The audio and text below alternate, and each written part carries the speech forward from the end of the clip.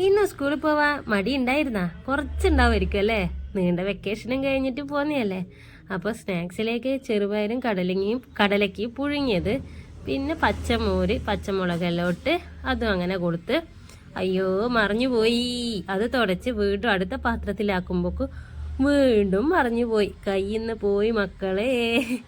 ഇനി ചോറെടുത്ത് വെക്കാം. ചോറിൻ്റെ കൂടെ ഇന്ന് മുട്ട വറവും സാമ്പാറുമാണ്.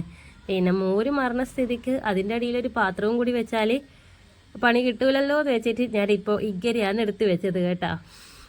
ഇനി മുട്ട പുഴുങ്ങിയിട്ട് നേർക്ക് വെന്തിട്ടില്ല. അപ്പം ഞാൻ അതിനെ കൊണ്ടൊരു വറവുണ്ടാക്കി. എല്ലാം ഇങ്ങനെ ഉഡായിപ്പിൻ്റെ ആശാരാധകര.